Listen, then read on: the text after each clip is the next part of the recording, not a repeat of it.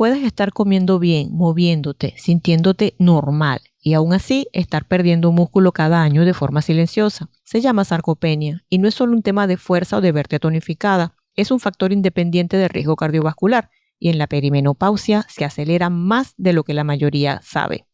Soy la doctora Hernández y hoy hablaremos de por qué perder músculo es malo para tu corazón y cómo puedes prevenir o revertir esta condición. Imagínate a Patricia, tiene 53 años, camina todos los días, come razonablemente bien y de repente nota que le cuesta más abrir frascos o cargar las bolsas del supermercado.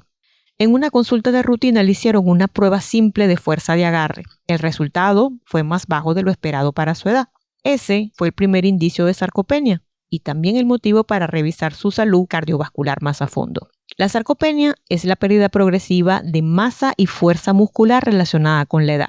Empieza desde los 30, pero existe un punto de inflexión, la transición a la menopausia. El estrógeno tiene un papel activo en el mantenimiento del músculo, favorece su reparación y su síntesis. Cuando sus niveles caen, este proceso se vuelve menos eficiente y el músculo empieza a perderse más rápido que antes, incluso manteniendo los mismos hábitos de siempre.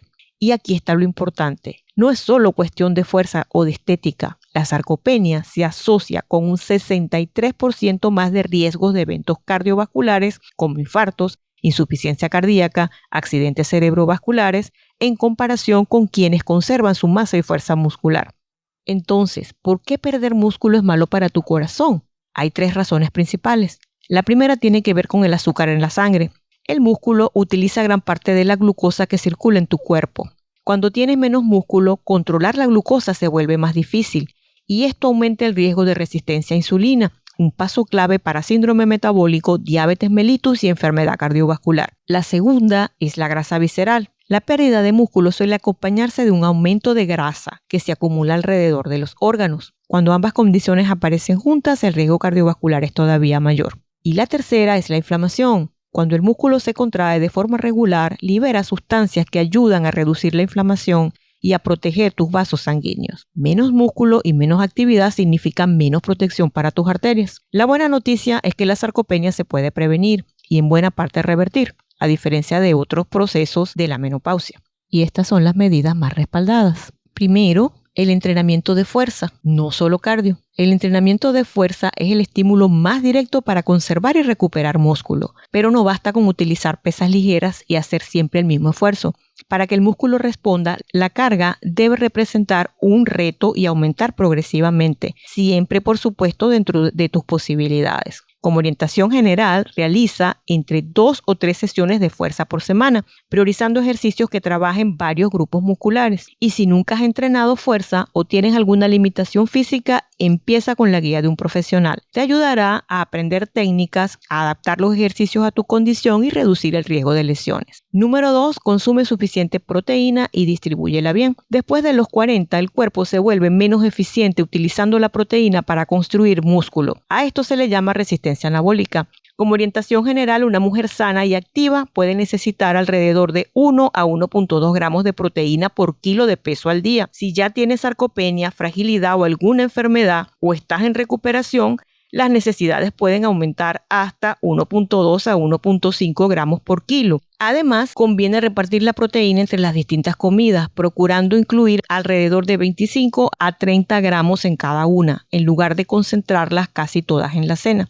Aquí una advertencia importante. Estas cantidades deben ajustarse si existe enfermedad renal avanzada u otra condición que requiera limitar el uso de proteínas. Número 3. No restrinjan las calorías de forma agresiva.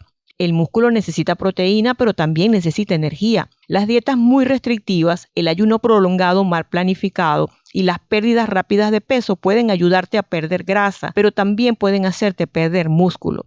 Esto es especialmente importante durante la menopausia y en mujeres que utilizan medicamentos para adelgazar. Si quieres perder peso sin sacrificar músculo, el plan debe incluir 4 cosas: un déficit calórico moderado, suficiente proteína, entrenamiento de fuerza y seguimiento de tu fuerza y composición corporal, porque la báscula no distingue entre grasa y músculo. 4. Corrige las deficiencias y las causas que aceleran la pérdida muscular.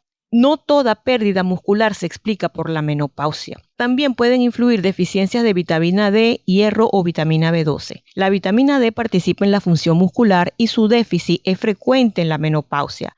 pero suplementarla solo ayuda cuando realmente existe una deficiencia. Por eso, lo adecuado es medir sus niveles y corregirlos siempre que se necesite. En ocasiones conviene descartar otras condiciones que pueden acelerar la pérdida muscular, como alteraciones en la tiroides, diabetes mal controlada, enfermedades renales, hepáticas o cardíacas. Número 5. Combina fuerza con actividad aeróbica y ejercicios funcionales.